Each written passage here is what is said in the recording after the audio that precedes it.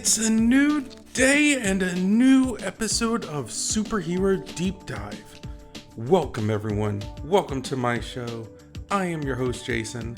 I have a great episode scheduled, so let me get through my disclaimers. We'll get right into it. So the information is of course pulled from different sources across the internet and may or may not be completely complete, but they do give a really good insight on the current superhero. As always, you can catch me every Tuesday and Thursday on Outworld Fleet Radio. Their website is www.un-conventional.com/radio. And like I said, that's every Tuesday and Thursday throughout the day. You can catch me on Twitter or Instagram under Super Deep Dive. And my DMs are open. I always use the hashtag Superhero Deep Dive. You can catch me on YouTube throughout the week with various videos. That is Superhero Deep Dive. I would really love it if you subscribed, liked, commented, all that good stuff. Ring the notification bell, I don't know, whatever. And if you ever want to email me directly, which I get quite a few emails, you can email me directly at b4itall@yahoo.com. Also, I have been doing these little superhero meme shorts on YouTube every day, and they have gotten a lot of views. So if you guys would like to do an intro for that, I would absolutely love it. Just send me a video to my email address and basically say, who you are, you're watching Superhero Deep Dive, and here are today's superhero memes just for you. It takes about 10 seconds.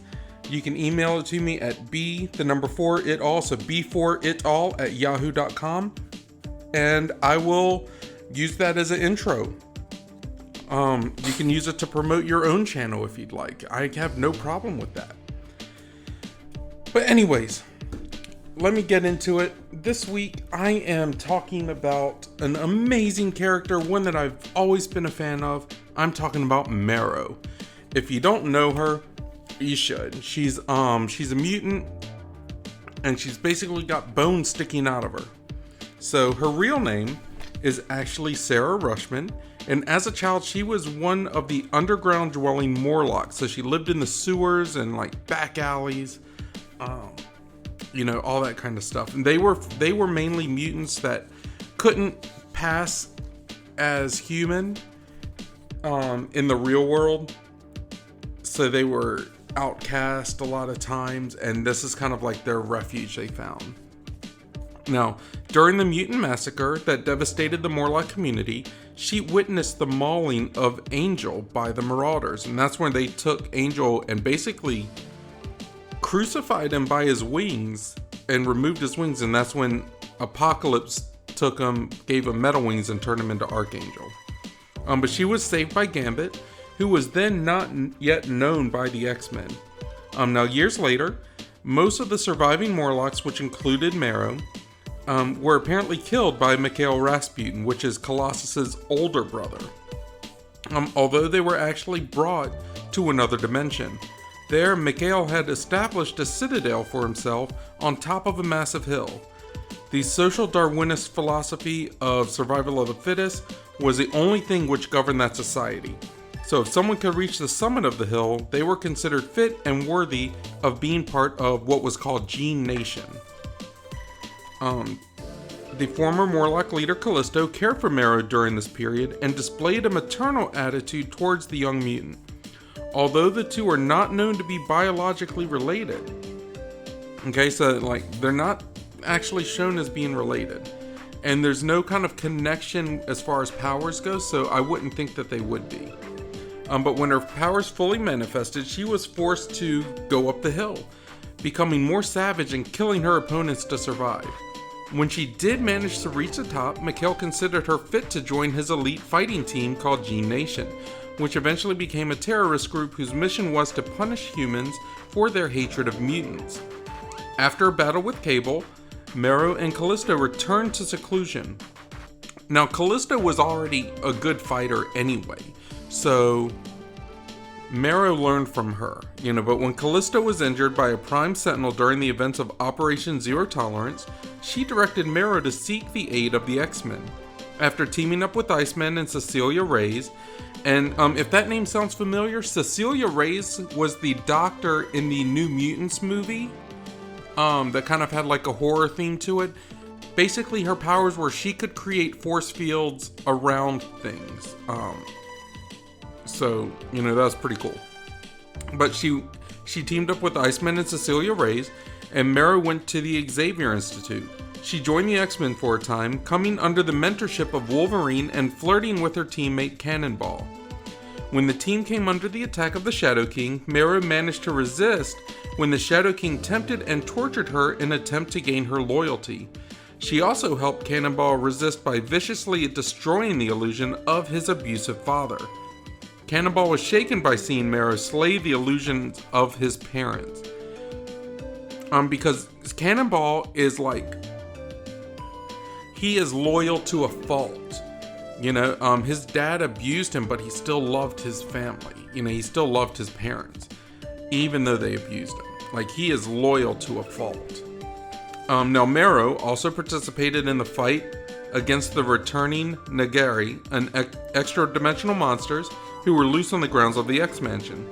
She did save fellow X-Men Cecilia Reyes by impaling one of the creatures threatening her. Around this time, Marrow would confront Spider-Man because both were interested in investigating a unique type of kidnapping. Eyewitnesses reported the victims literally dragged into the sewers, something of which interested Marrow because that's where the Morlocks were at. Now, investigating the disappearances, they discovered them to be the work of a vampire-like being known as Hunger, who was swiftly defeated in a confrontation with Spider-Man. Now, during an adventure in another dimension, Gambit, who was unable to control his powers at the time, accidentally injured Marrow. She later traveled to the past with the X-Men, ending up on a Skrull homeworld for a short time before the cosmic entity known as Galactus would destroy it. A medical device gave her more control over her powers, giving her a prettier appearance. The suspension properties of a captured Skrull rescue ship allowed her and her fellow X-Men to make the journey back to Earth in real time, without aging at all.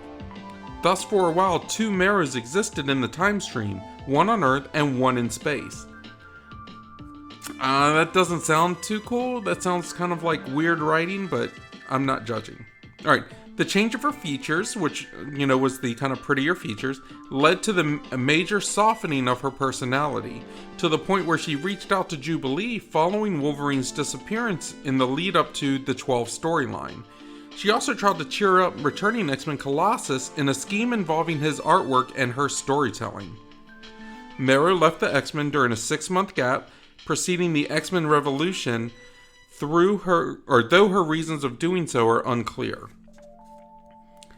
She was next seen brainwashed by S.H.I.E.L.D. under the alias of Sarah Rushman, used as a sleeper agent. Her mission was to terminate rogue life model decoys. Now, if you don't know what life model decoys are, they're basically robots that are programmed with the person's personality to where they are all but indistinguishable from humans. Nick Fury uses them quite often. So, her mission was to terminate the rogue ones, the ones that kind of deviated from their programming. Now, she had a split personality, which was the mutant Marrow and a human teenager Sarah. And I think that's because of her softening features, where she wanted to actually experience human life because she could look prettier, look more human, and which is something that's been kind of denied to her all her life. And she had to be periodically injected to keep her implanted memory. Now, with Spider-Man's help, which he briefly dated the Sarah personality as Mary Jane was believed dead at this point, she freed herself from S.H.I.E.L.D.'s control by faking a suicide. Marrow was later recruited by the most recent incarnation of Weapon X, who again normalized her appearance with her powers. However, she eventually betrayed Weapon X upon discovering their anti-mutant nature. She used the remnants of Cable's Underground to reform the Gene Nation terrorist group, and as their leader, led several terrorist attacks on Weapon X until the rest of the group was slaughtered by Agent Zero. Agent Zero left her alone, not wanting her to become a martyr, but he warned her that he would come after her again if he had hunted down the remaining members of Gene Nation. Marrow was next seen as a spokesperson of a band of Morlocks after M-Day. She gave an interview to Sally Floyd for her Ex-Mutant Diaries. Marrow remains underground to protect and give hope to the few mutants who remain, and those who fear going into the service to live normal lives. Mike Martz, editor for the X-Men comics, confirmed in an interview that although Sarah retains some of the physical attributes of her mutation, her actual mutant powers disappeared during decimation. So thank you, Quicksilver. Which wasn't all Quicksilver. I mean, it was Scarlet Witch too. So thank you, Maximoffs. I don't know. Anyways, Marrow later turns up as a member of XL, a terrorist group of former mutants believing that M-Day was caused by the US government. As part of XL, Marrow fought M and Siren of X-Factor investigations, and after a turn of events in which she and Callisto learned the truth about who was responsible for M-Day, she turned against XL supporter Quicksilver. Both heavily injured each other with a knife wound during the fight. Afterwards, she and Callisto managed to escape X-Factor and the government through the sewers. Now, in February of 2014, Marrow returns as a member of a new X-Force team, along with the semblance of her powers intact. After some examination by Dr. Nemesis, Marrow is revealed to not be a mutant. It has since been revealed that Marrow wasn't abducted at all. She willingly approached Volga, the one responsible for giving her former mutants their powers back, for an experimental procedure to restore her power. At this point, Marrow was already pregnant, and despite the great risk this posed for the child, she accepted.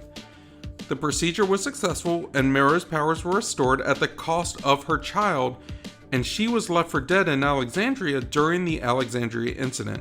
I don't really know what that is. If anyone wants to tell me, leave a note in the comments or email me or whatever, because that would be great. She was eventually found by Cable, who provided her with an inhibitor collar built by Dr. Nemesis in order to suppress her memories and control her powers. In the Secret Empire storyline, Marrow is affiliated with New Tien and fights along other mutants. Afterwards, Sarah joins Magneto's new Brotherhood of Mutants. She and others under his service attack an anti-mutant rally in Washington, D.C. Sometime later, she appears at a self-help group therapy session for mutants who suffered from debilitating appearances due to their abilities. That's a very hard sentence to say. Now, somewhere later down the line, after the new mutant nation of Krakoa was established and declared its independence upon the world stage, Professor X offers amnesty to all of mutant kind in the form of an invite to their personal island nation. Even the more socially abrasive among Homo Superior were welcome amongst their growing numbers. As Marrow could be seen amongst an enclave of villainous mutants who accepted his summons, she is now a duly recognized citizen of the mutant nation. So wow, that's kind of a lot, right? Like, what do you guys think of Marrow? Like, it's a pretty intense storyline. She was cast out in the sewers as a child. She kind of had to learn to, like, kill or be killed. And she worked her way up, became an X-Man, and, had to go through just everything. This is kind of crazy, right? Like, I can't be the only one to think this. This is an insane history, but it's amazing. So, I would love it. I would absolutely love it. Let me know what you guys think. As always, you can like, comment, subscribe, leave a message on the YouTube video. If you're watching on YouTube, it's under Superhero Deep Dive. You can email me directly at b4itall@yahoo.com, or you can send me a message on Twitter or Instagram under Super Deep Dive, and I always use the hashtag Superhero Deep Dive. But yeah, what do you guys think? Let me know. Okay, guys. With that being said, I'm gonna end this for part 1 because her history was pretty good. Join me again in a couple days while we go over her powers, some fun facts, and how we can expand on the character and make her even more amazing than she already is. But yeah, thank you so much for listening. In the meantime, I really hope everyone is blessed. I hope everyone's happy. I hope everyone's safe. I hope everyone is smart. And if you're not smart, don't get caught. I will see you all in a couple days. Thank you guys so much. Bye-bye.